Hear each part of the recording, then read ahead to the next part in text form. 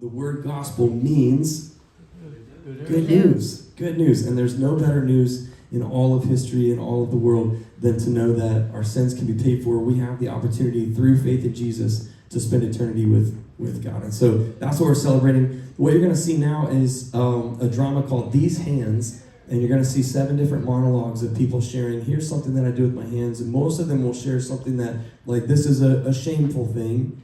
And then you're going to see Jesus share what he did with his hands to pay for all of it. So I present to you these hands.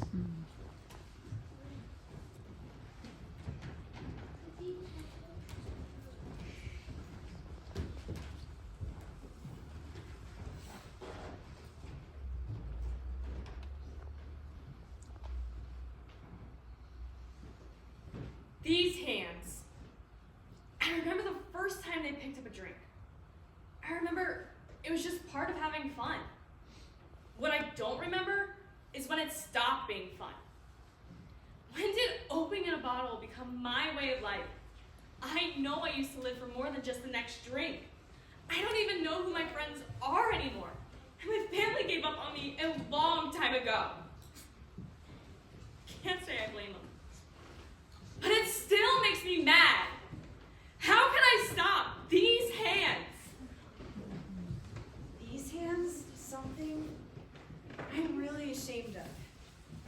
I was taking the history test on Friday. I studied, I really did. I couldn't remember. So I looked over at Jacob's paper. He's so smart. He gets A's without even trying, and it's not fair. So I picked up my pencil and I copied what he had. I know it was wrong. Oh no, what if I get caught? I'm going to get in so much trouble because of these hands. These hands have done something I never should have done. They've led me to places I never should have gone. They've flipped through books I never thought I would have seen. It all started in high school. I picked up a book and I started typing in websites, and it led me to places I never should have gone. I think I'm a good person. I really am. It's just this one thing. I've been off and on the sites for a while, but now it feels like it's all I can think about. How did I get here? How do I erase all this from my mind? How do I restrain these hands? These hands have worked so hard. I'd leave the house earlier and earlier, and I'd just stay out longer and longer. I knew I should be at home with my family. My wife would call, and I would just make some excuse to stay at the office longer each evening. Eventually, I started ignoring her calls. It's just that I knew if I worked a little harder, we would just get just enough ahead. We would have enough money to solve all of our problems. I started telling myself, a man has to work, A guy has to provide for his family. It wasn't ever really enough. No wonder why she left me. If I could just do things right, If I could just do things over, like a refresh button on the computer. Can I ever do things right with these hands? These hands. I get so angry. It's like I want to punch someone or something. It's like one minute I'm fine and the next I'm out of control. Feels like anything could set me off. My dad tells me to do something I don't want to do. Some guy bumps into me at the store. Or some dude talks to my girlfriend in a way that I don't like. Is there something wrong with me? How do I control these hands? These hands used to display my most treasured possession. I can still vaguely recall my husband sliding it on my finger. I remember feeling so safe, so well loved. But then, as the years went by, I would look in the mirror and wonder, why me? Or I would watch movies or hear stories from other women and think, why can't I be loved like that? Or why can't my husband be that way? I kept trying to find happiness somewhere else. Boy, was I mistaken. I kept telling myself that maybe I just married the wrong man. Or maybe I never loved him to begin with. I get so confused. The only thing I turned the knob of our front door and walked out. So empty. My heart. These hands. These hands? These hands were nailed to a cross for you. For your every sin, these hands bled.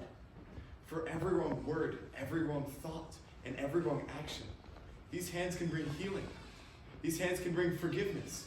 These hands can bring victory over every wrong thing that enslaves you.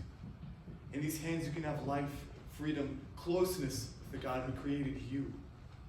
You see, I took up your infirmities and carried your sorrows. I was stricken, smitten, and afflicted. I was pierced for your transgressions. I was crushed for your iniquities. You all like sheep have gone astray. Each of you has gone his own way, and my Father has laid on me the iniquities of you all. I was assigned a grave with the wicked, though I had done no violence, nor had any deceit in my mouth. Yet it was my Father's will to crush me, and cause me to suffer, and make my life a guilt offering. But the will of the Lord will prosper in my hand. I, the righteous servant, justified many, and bore your transgressions. I have poured out my life unto death, and was counted with the transgressors. I have borne the sins of many, and I made intercession for those transgressors. Call on me, follow me, take my hand.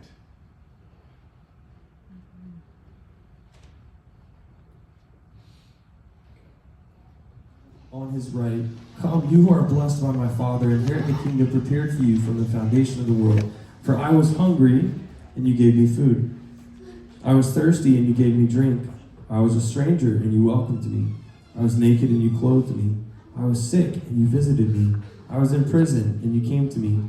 Then the righteous will answer him, saying, Lord, when did we see you hungry and feed you, or thirsty and give you drink? Or when did we see you a stranger and welcome you? Or when did we see you naked and clothe you? When did we see you sick or in prison and visit you? And the king will answer them, Truly I say to you, as you did it to one of the least of these, my brothers, you also did it to me. And so obviously these people responding are saying, we never saw you in any of those situations and were able to help you in that. So why are you saying that we did? Because Jesus says, the way that you treat the least of these is the way that you treat him, right? And if you have kids, okay, I got a 5-year-old daughter and a 2-year-old son, and the way that somebody treats my kid is inadvertently somehow how they treat me, right? Mm-hmm. And so the way that we treat God's people, the people that are made in his image, is inadvertently how we treat him as well. And in James chapter 2, in verse 15, it says, If a person is poorly clothed and lacking daily food, and one of you says to them, Go in peace, be warmed, be filled, without giving them the things needed for the body, what good is that? What you're going to see in this drama is you're going to see a portrayal. We don't have all of our stuff that we normally would at our campus, but you'll see an orphan girl, and you'll see a homeless boy, and you'll see some main characters that have an opportunity to help them, and Jesus is interacting with them, and you'll see how it all plays out. I won't ruin the story, but this is it's done to a song that's called What Now? So I hope you enjoy it.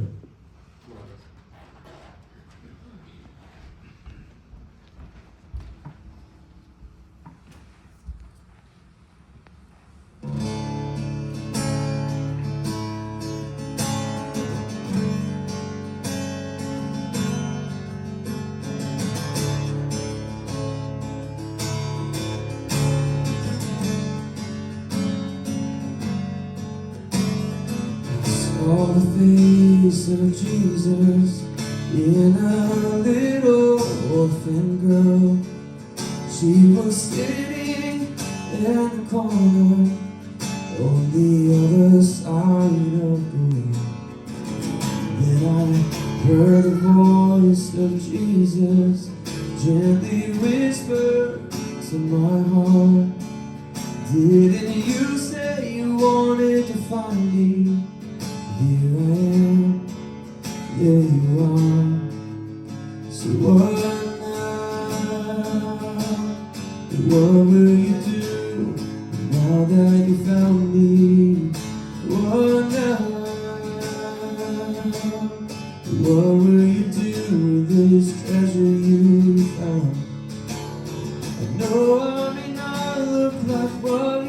expecting. But if you remember, this is right where I said I would be. And you found me.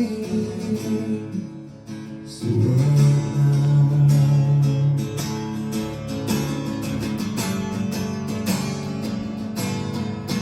Then I saw the face of Jesus down on 16th Avenue. He was sleeping in the old park while his mother went looking for food.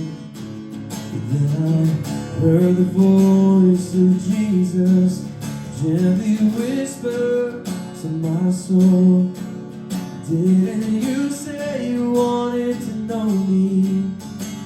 I am, and it's getting cold. So what now? What will you do now that you found me? What now? What will you do with this treasure you found? No, I may not look like what you're expecting, but if you remember, this is right where I said I would be. You found me, so come and know, come and know me now, come and know me now, oh, come and know, come and know me now, come and know me now. What will you do now that you found me? What now? What will you do with this treasure you found? I know I may not look like what you're expecting, but if you remember, this is right where I said I would be. You found me.